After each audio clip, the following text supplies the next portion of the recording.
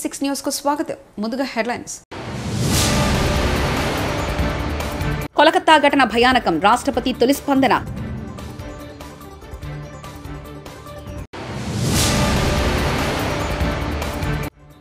తెలుగు రాష్ట్రాల్లో పారిశ్రామిక పార్కుల ఏర్పాటుకు కేంద్రం ఆమోదం, మోదీ కేబినెట్.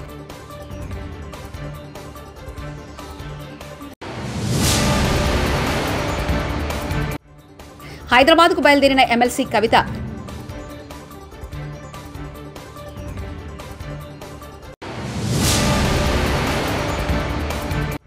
చట్టాలను ఉల్లంఘించిన వారందరి పేర్లు రెడ్ బుక్ లో ఉన్నాయి, మంత్రి నారా లోకేష్.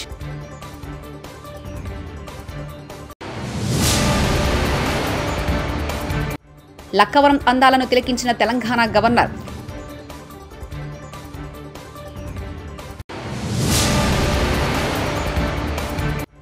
ఏపీకి డబుల్ బొనంజా, భారీగా నిధులు కేటాయించిన కేంద్రం. కోలకత్తాలో ట్రైనీ డాక్టర్ హత్యాచార ఘటనపై రాష్ట్రపతి ద్రౌపది ముర్ము తొలిసారి స్పందించారు. ఈ ఘటన తనను తీవ్రంగా ఆవేదనను, భయాన్ని కలిగించిందన్నారు. ఇక జరిగింది చాలు అని పీటీఐ వార్తా సంస్థతో మాట్లాడుతూ చెప్పారు. మహిళలపై జరుగుతున్న నేరాలను ఇకనైనా అడ్డుకట్టవేలని అన్నారు. అక్కా చెల్లెలు, కుమార్తెలు ఇలాంటి అఘాయిత్యాలకు గురికావడాన్ని ఏ నాగరిక సమాజం అనుమతించదని ఆమె చెప్పారు. ప్రధాని నరేంద్ర మోదీ సారథ్యంలోని కేంద్ర కేబినెట్ బుధవారం న్యూఢిల్లీలో సమావేశమైంది. ఈ సందర్భంగా పలు కీలక నిర్ణయాలు తీసుకుంది. 25,000 కోట్లతో ఆంధ్ర, తెలంగాణ, బీహార్, పంజాబ్, యూపీ, కేరళ తదితర రాష్ట్రాల్లో 12 పారిశ్రామిక పార్కుల ఏర్పాటుకు ఆమోదం తెలిపింది. అందుకోసం 25,000 కోట్ల ప్యాకేజీ కేటాయించేందుకు ఆమోద ముద్ర వేసింది. తద్వారా ఆయా రాష్ట్రాల్లో పారిశ్రామిక వృద్ధి, ఆర్థిక అభివృద్ధి గణనీయంగా పెరుగుతుందని కేంద్రం ఆశాభావాన్ని వ్యక్తం చేసింది. దేశంలో ప్రకంపనలు సృష్టించిన ఢిల్లీ మద్యం కుంభకోణం కేసులో ఆరోపణలు ఎదుర్కొంటూ అరెస్టైన ఎమ్మెల్సీ కవిత 5 నెలల తర్వాత బెయిల్పై విడుదలయ్యారు. ఢిల్లీ లిక్కర్ కుంభకోణంలో కవిత పేరు బయటకు రావడం మొదలు ఆమె బెయిల్పై తిహార్ జైలు నుంచి విడుదల వరకు ప్రతి విషయంలో రాజకీయం కనిపించింది. కవిత మాజీ సీఎం కేసీఆర్ కుమార్తె కావడమే దీనికి ప్రధాన కారణం. కవిత అరెస్టు మొదలు బెయిల్పై విడుదల వరకు కాంగ్రెస్, బీజేపీ మధ్య మాటల యుద్ధం కొనసాగుతూ వచ్చింది. తెలంగాణ అసెంబ్లీ ఎన్నికల మొదలు లోక్సభ ఎన్నికల వరకు కవిత అంశం చర్చకు వస్తూనే ఉంది. ఢిల్లీ లిక్కర్ స్కామ్ దర్యాప్తును కేంద్ర దర్యాప్తు సంస్థ సీబీఐ చేపట్టడంతో కాంగ్రెస్ బీజేపీని టార్గెట్ చేసింది. బీఆర్ఎస్తో లోపకాయరి పొత్తు కారణంగానే కవితను అరెస్ట్ చేయడం లేదని, లిక్కర్ స్కామ్లో కవితను కేంద్ర ప్రభుత్వం కాపాడుతుందని హస్తం పార్టీ ప్రచారం చేసింది. ఢిల్లీ మద్యం కేసులో బెయిల్ పొందిన బారాస ఎమ్మెల్సీ కవిత హైదరాబాద్కు బయలుదేరారు. కుటుంబ సభ్యులు, బారాస నేతలతో కలిసి ఆమె ప్రత్యేక విమానంలో హైదరాబాద్ రానున్నారు. సాయంత్రం 4:30 ఆమె శంషాబాద్ విమానాశ్రయానికి చేరుకునున్నారు. ఈ నేపథ్యంలో విమానాశ్రయంలో స్వాగతం పలికేందుకు బారాస శ్రేణులు సిద్ధమయ్యారు.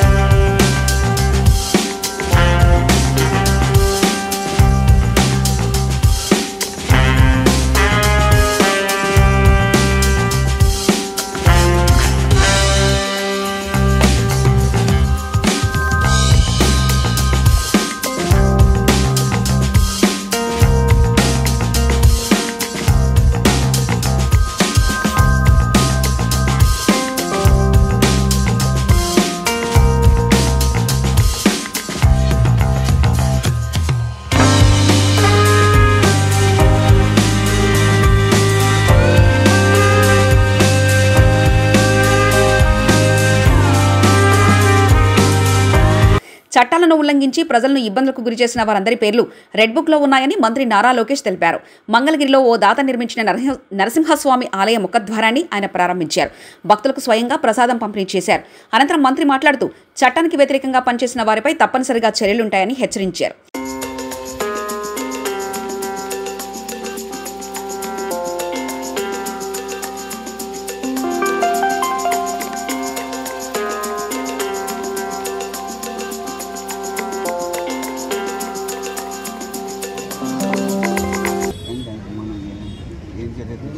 మొత్తం రిపోర్ట్ రాని డిస్కషన్ ఇప్పుడే కదండి బయటపడుతుంది. గత ప్రభుత్వాల్లో జరిగిన అవకతవకలు చెప్పే కదా రెడ్ బుక్ అంటే ఏంటో. ఏ అధికారులు అయితే చట్టాలను ఉల్లంఘించి ప్రజల్ని, కార్యకర్తలు ఇబ్బంది పెట్టారో వాళ్ళందరినీ మేము సీరియస్గా తీసుకుంటామని చెప్పడం జరిగింది. దాంట్లో భాగంగా ఏంటంటే ఒక్కొక్కరు ఇప్పుడు బయటకు వస్తున్నా మాట్లాడే స్వేచ్ఛ వచ్చింది. ఆంధ్ర రాష్ట్రం మీడియా మిత్రులు కూడా స్వేచ్ఛ వచ్చింది, ప్రజాప్రతినిధులు స్వేచ్ఛ వచ్చింది, పులివెందుల ఎమ్మెల్యే కూడా స్వేచ్ఛ ఉంది. రోజు వెళ్ళి వెళ్ళిపోతున్నారు. ఆయన పులివెందుల ఎమ్మెల్యేనే కదా, ఆయన కూడా స్వేచ్ఛ ఉంది కదా. ఆయన ఎక్కడ తిరగచ్చు, ఆయన తిరగచ్చు. ఆయన ఇప్పుడు ఆయన గేట్ కి తాడులు కట్టేది ఇవన్నీ లేదు కదా, ఆయన కూడా తిరిగే స్వేచ్ఛ వచ్చింది. అట్లా ఎంతంటే వెళ్ళండి. ఎవరు అంటే ఎవరైతే చట్టాలు ఉల్లంఘించారో వాళ్ళ పేర్లు ఉంటాయి. సో చట్టాలను వాళ్ళు ఉల్లంఘించాలని భావిస్తే వాళ్ళ పేరు ఉన్నట్టు. సింపుల్ వాళ్ళు విన్నారు. వాళ్ళ సమస్య చేసుకోవాలి. అది ఏం జరిగింది ఏంటి ఎందుకు సీరియస్ గా తీసుకుంటారు. వరంగల్ పర్యటనలో ఉన్న తెలంగాణ గవర్నర్ జిష్ణుదేవ్ వర్మ బుధవారం లక్నవరం చెరువును సందర్శించారు. లక్నవరం అందాలను తిలకించిన గవర్నర్ అధికారులను అడిగి వివరాలు తెలుసుకున్నారు. లక్నవరం ప్రత్యేకతను మంత్రి సీతక్క అధికారులు గవర్నర్కు తెలియజేశారు. అధికారులతో కలిసి గవర్నర్ చెరువులో బోటింగ్ చేశారు. ఈ చెరువును మరింత అభివృద్ధి చేసి పర్యాటకులకు మెరుగైన సౌకర్యాలు అందించాలని అధికారులకు సూచించారు.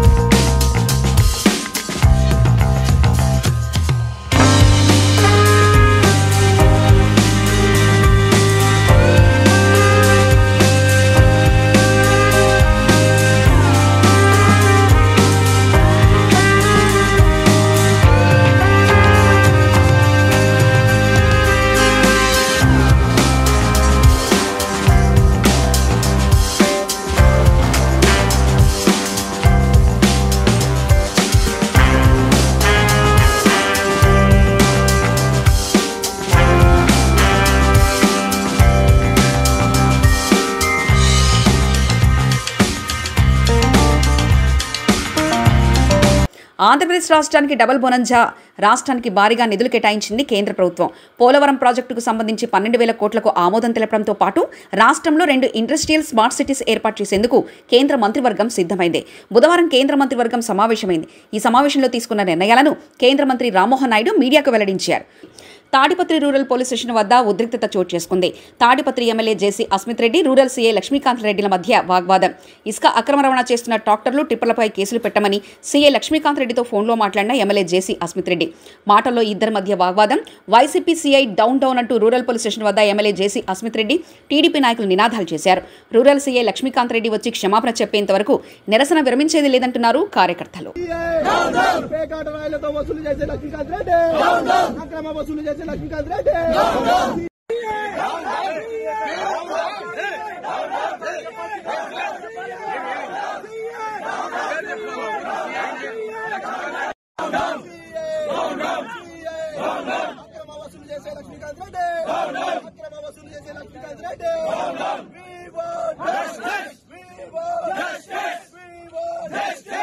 I needed my ear. That's it. I don't care. But I don't want. I don't care. Anna, anta idu nodete enduka maatalu ఎవరు వచ్చినా వాళ్ళకి ఏదో ఒకటి అంటానే ఉన్నాడు. ఊరుకున్నా అప్పచెప్పినాం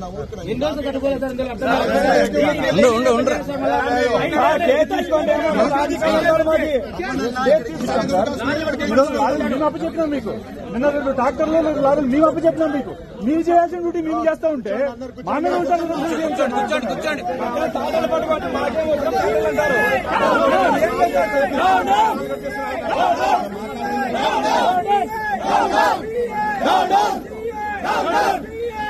రావాల్సిందే సార్, రావాల్సిందేగా మా ఎమ్మెల్యే సార్ చెప్పాల్సిందే. చెప్పాలి ఇప్పుడు కూడా మాట్లాడారు. రావాల్సిందే మా ఎమ్మెల్యే గారు సార్ చెప్పాల్సిందే.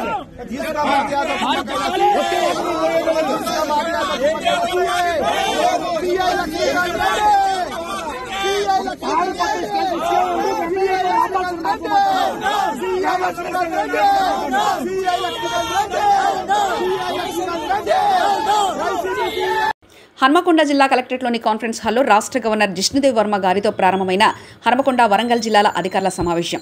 వరంగల్ జిల్లాకు సంబంధించి విద్య, వైద్య, ఆరోగ్య, ఎంజీఎం ఆసుపత్రి, ఐసీడీఎస్ వ్యవసాయం, ఎనుమాముల మార్కెట్ తదితర శాఖల గురించి వివరాలతో పాటు జిల్లాలో అమలవుతున్న అభివృద్ధి, సంక్షేమ కార్యక్రమాల వివరాలను పవర్ పాయింట్ ప్రెజెంటేషన్ ద్వారా వెల్లడించారు జిల్లా collector doctor Satya Sharada Devi.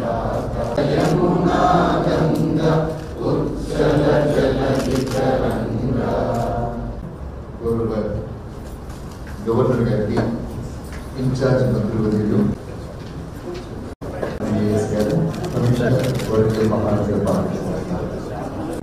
all the public representatives present here, MLAs and MCs, elected and in schools we are implementing for attendance facial recognition system. Midday meal thank you sir. Now I request the collector Varangal is given as whole that in colloquial it became Bhadradri Kothagudem జిల్లా భద్రాచలంలో గోదావరి వరద బాధితుల నిమిత్తం 35 లక్షల రూపాయల విరాళాలతో endowment వారు ఇచ్చిన భూమిలో బుధవారం రోజు శంకుస్థాపన కార్యక్రమాన్ని నిర్వహించారు. ఈ కార్యక్రమంలో ముఖ్య అతిథిగా పాల్గొన్న ఎమ్మెల్యే తెర్లం వెంకటరావు పాల్గొని ఎమ్మెల్యే మరియు ఎంపీ నిధులు ఈ భవన నిర్మాణానికి అందించినట్లు పేర్కొన్నారు. ఐటీసీ కర్మాగారం ఇతర దాతల సహకారం అందించారని ఎమ్మెల్యే పిలుపునిచ్చారు.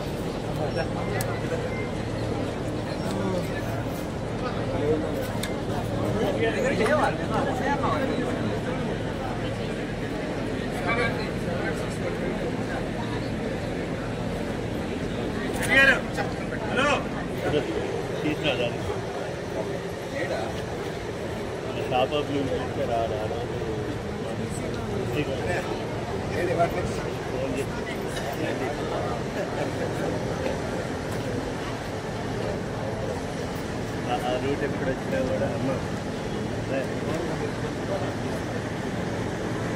రూట్ ఎక్కడ వచ్చినా కూడా మంచిగా రూట్ ఎక్కడ వచ్చినా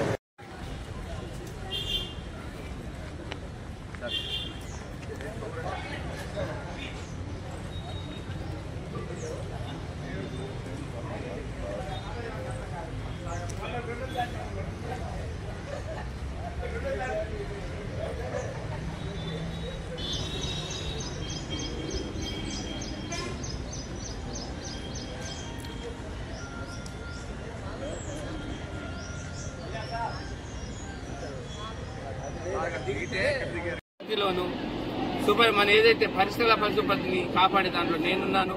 వాళ్ళ సహాయ సహకారాలు కావాలి. ఏదైతే మంచి జరుగుతుందని నన్ను నిలబెట్టి గెలిపించారో దాన్ని నిరూపించుకునే దాంట్లో వాళ్ళకి నా అండదండలు ఉండాలి. నా అండదండలు వాళ్ళకు ఉండాలని వాళ్ళ దయవలన నేను ఒక ఎమ్మెల్యే అయ్యాను. ఈరోజు దాన్ని పూర్తి చేసే దాంట్లో నా వంతు ఉంటుందని వాళ్ళకి మనవి చేసుకుంటూ నిజంగా నన్ను ఇన్విటేషన్ ప్లస్ ముందే డిస్కషన్ చేసి ఎటువంటి టెక్నికల్ ప్రాబ్లమ్స్ చేద్దామన్నారు.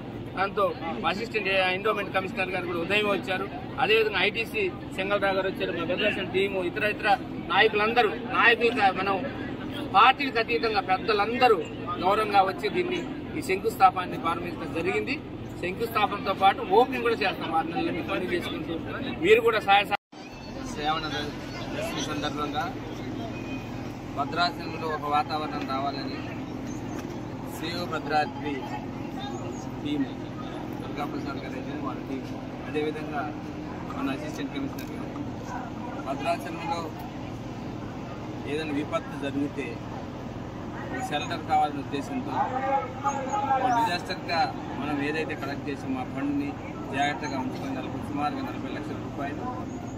దాంతోపాటు ఇతర స్పాన్సర్స్ కూడా ముందుకు రావాలని, భద్రాచలంలో ఏదైనా విపత్తు జరిగితే ఏదో స్కూల్కి వేకెట్ చేస్తే ఆ స్కూల్లో పెట్టడం, అరాకొర వాళ్ళకి సౌకర్యాలు ఉంటాం, ఆ సౌకర్యాలు అన్నింటినీ ఈరోజు కల్పించాలని మంచి వాతావరణం భద్రాచలం రావాలని ఉద్దేశంతో, దాంతోపాటు భక్తులు కూడా ఎక్కడి నుంచో చాలా మంది భక్తులు వస్తారు, భక్తులు కూడా మనం ఒక సౌకర్యాన్ని కల్పించాలి. ఒక బస్సులో వచ్చి అదే రోజు వెళ్ళిపోయి వాళ్ళు చాలా మంది ఉంటారు, వాళ్ళు రావాలి, స్నానాలు చేయాలి, అలానే వాష్రూములు కానీ బాత్రూములు కానీ అన్నీ ఉండాలి. చిన్న కళ్యాణ మండపాలు, చిన్న ఏదైనా అకేషన్ జరుగుతూ కూడా, ఏదైనా చిన్న టౌన్లో ఏదైనా చిన్న అకేషన్ జరుగుతూ కూడా అకేషన్ కూడా ఉపయోగపడాలనే ఉద్దేశంతో ఈరోజు సేవ భద్రాద్రి ద్వారా వాళ్ళ టీం ఏదైతే కృషి చేశారో ఆ కృషి ఫలితం ఈరోజు ఫలించింది.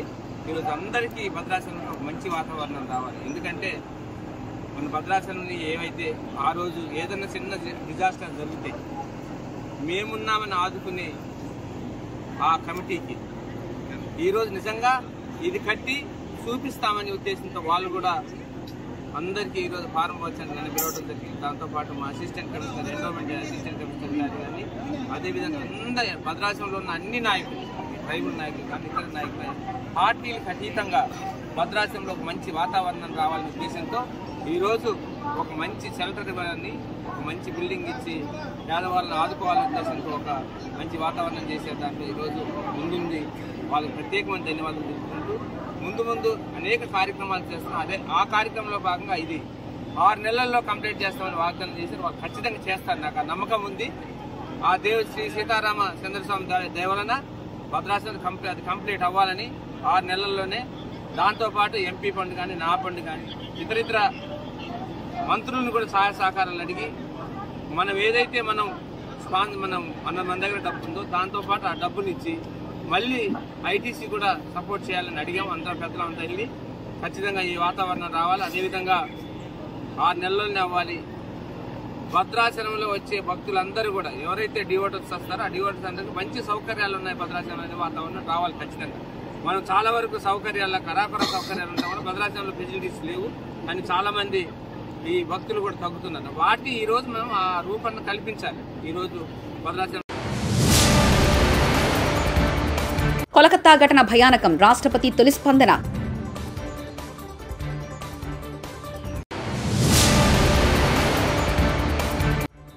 తెలుగు రాష్ట్రాల్లో పారిశ్రామిక పార్కుల ఏర్పాటుకు కేంద్రం ఆమోదం, మోదీ కేబినెట్.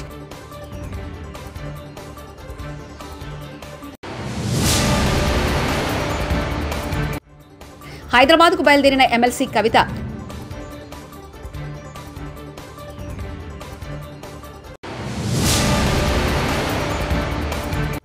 చట్టాలను ఉల్లంఘించిన వారందరి పేర్లు రెడ్ బుక్ లో ఉన్నాయి, మంత్రి నారా లోకేష్.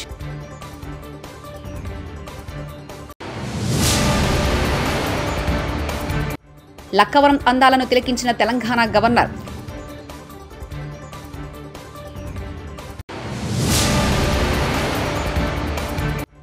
ఏపీకి డబుల్ బొనంజా, భారీగా నిధులు కేటాయించిన కేంద్రం. ఇవి బులెటిన్ విశేషాలు. చూస్తూనే ఉండండి టీవీ 66 న్యూస్.